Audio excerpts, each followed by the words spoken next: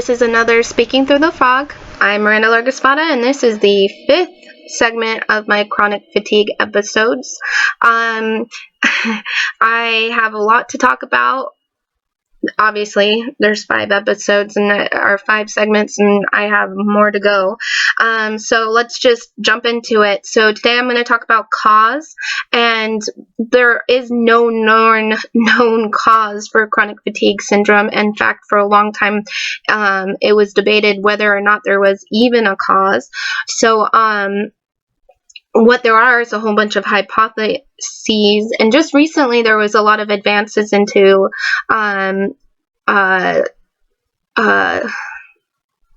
proving causes and finding biological things within patients that might explain why people are getting chronic fatigue. So let me jump into it. The first one and the strongest one is for biological reasons is the virus theory, and that is throughout history they always kind of thought it looked like a virus, like polio or mononucleosis, Epstein-Barr, but they found that people who had chronic fatigue, when they would draw blood samples, they weren't really finding viruses in a lot of them. And some people say that they don't remember having a flu when they got sick. Some people remember being really sad, or like for me, my biggest event was childbirth. So whether or not it's a virus causing it has been really debated. But it seems like a really big clue when a big significant proportion of chronic fatigue sufferers say, I got sick with mono, a really bad flu, really bad cold, and I just never got better. And so scientists have been drawing blood and hoping to find a virus, and they haven't found one, and they keep, maybe if we only tried people who have had it for 3 years, maybe if we tried people who had it forever, maybe if we, watch people who have a virus and see if they develop chronic fatigue, and they were just having no luck until this scientist team, their last name is Chia, and it was a father-son team. They drew a tremendous amount of chronic fatigue sufferers' blood and really didn't find any big difference between their controls and the chronic fatigue, but they did think about it, and they went, what is the life cycle of a virus? Well, viruses can withstand stomach acid, so they go there a lot of times. I think it was to reproduce. Anyways, so they were like, let's take biopsies of the actual skin cells in the stomach lining of some chronic fatigue patients. And what they found is 85% of chronic fatigue patients had a virus in their stomach, whereas only 7% of controls did. So that means 85% of chronic fatigue people have a virus in their systems. It might be really adaptive and smart at hiding within their cells and not in their blood, but they have a virus.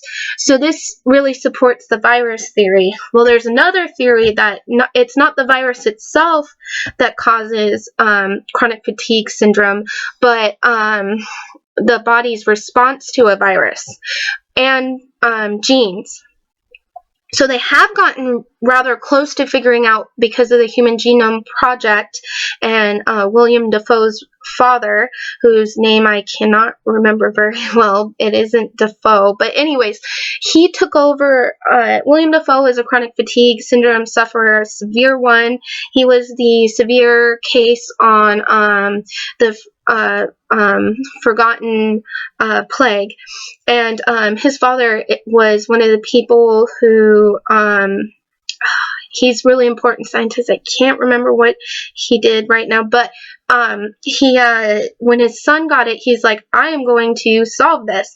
And he just recently headed up the Human Genome Project and found that the genes that seem to be affected in chronic fatigue sufferers are immune genes, endocrine, neurological. So they're really narrowing it down, and that's really good. And what they're thinking is that you get a virus and you have a gene already that gets turned on when you get this virus, and then on top, or no, you get a virus, you have the gene, and then you have stress on top of that. So childbirth, death, maybe the virus itself is stressful, and it turns the gene on, and your immune system goes crazy, and it winds up staying super hyperactive. And there's another test that they've taken recently that at first when they've noticed people with chronic fatigue have problem with immunity, but they were taking chronic fatigue sufferers from 6 months in onset to on to like 30, 40, 50 years since onset, and they were using them all in the same group against a control, and they weren't finding anything conclusive. Well, then they were going, well, it seems like people who first get it before 3 years and people who have it longer than 3 years tend to have different set of symptoms. So let's separate those into two groups and then compare them to the controls. What they found is that the people in the earlier group, 1 to 3, had a really high immune system. Like their immune system was going crazy, just like super active, all sorts of immune tests, all the immune protein tests and all that popped up negative, that it was really active. Whereas the ones that were later had no immunity. Like the immune system was super going and then just dropped out. And this also brings into the next theory, and that is the myalgic encephalomyelitis and brain swelling and infection. And that's the vagus nerve in the back of your head, and it's the nerve that runs throughout your whole body. And so it would make sense that it could easily get an infection that goes up, and this is where all of your nerves enter your brain. It gets an infection, and that's where the symptoms are coming from. So, and they found in post-mortem autopsies of chronic fatigue syndrome sufferers who have died that there's an infection in their vagus nerve. So that is a very valid theory, and it might be part of this grand scheme of things. There's another theory, and let me take a look at my notes really fast, and that is, okay, it's first mitochondrial failure. So you have your cell, and inside your cell is mitochondria, and that is what stores your energy. And that people have a dysfunctioning energy absorption in their mitochondria. So that's why your cells just don't have enough energy. That's why when you think, so your brain's doing work or your body's doing work, you burn through that mitochondrial energy, and that's what's causing this malaise. So that is another theory. The last, let's see, that I know there's the other one is whether or not it's like a human form of hibernation. So there are certain reptiles, and I think they said even certain mammals, that when they feel threatened or they're sick, they go into a form of hibernation where they slow down their metabolism. They don't eat as much. They get super tired. They just rest, and they feel super sick, and they're super not feeling good. They're kind of off until the danger or the sickness has passed, and then they're back to being normal. So they think that maybe chronic fatigue syndrome, because when people get sick, their metabolisms do slow down, and that chronic fatigue syndrome is a human form of this particular type of hibernation that just never, we get stuck in that hibernation. We never get out of it, because they've found through metabolic markers that people with chronic fatigue syndrome have different chemicals than the people who are healthy. The final hypothesis, which I really don't know too much about, actually there's several that I don't really know too much about, is mold exposure and mold sensitivity. And since we have mold everywhere, and it's hard to get away from, that it's actually people with like really high sensitivity to mold, and that's where these symptoms are coming from. There's also candida in the stomach. Candida is a natural yeast that we have.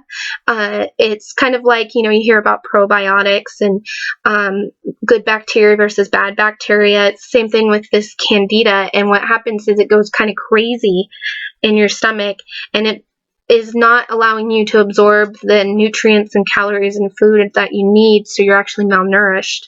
And then, or like me, you're heavy, so you can eat and you still feel hungry because you're not getting what you need, but you're still getting the calories, you're just not getting the nutrients.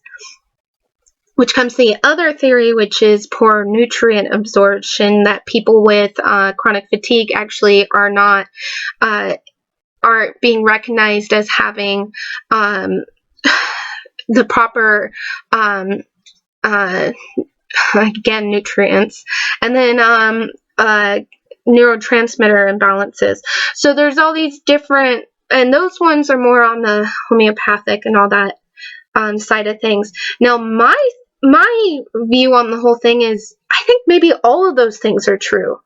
I think that maybe, you have a gene, you get the virus, the virus wreaks havoc to your body, your immune system, which is a part of the hibernation metabolic response, and then eventually your immune system gets super hyperactive and then drops off, and you're more prone to infection because your immune system isn't working as well. Therefore, your vagus nerve starts getting infected through inflammation and stuff, and you have more sensitivity towards mold, and if you have a low immune system, your candida starts taking over. You probably aren't absorbing nutrients as much. And so maybe instead of like everybody saying, no, it's this, you can like put it all together. So, I'm sure I'm not doing any of these justice. I might have said things wrong, but that's how I understand this whole thing. So I said that I was going to talk about biological effects of chronic fatigue syndrome, but I'm going to wait for next time because I don't think I can fit that all in just this one. I talked about them a little bit, but not as much as I could. So wait for next time for biological markers, and then I'll go into possible treatments, and then I'll go into the half segment on anything I might have forgot. So keep watching, tune in, there's more chronic fatigue syndrome to come.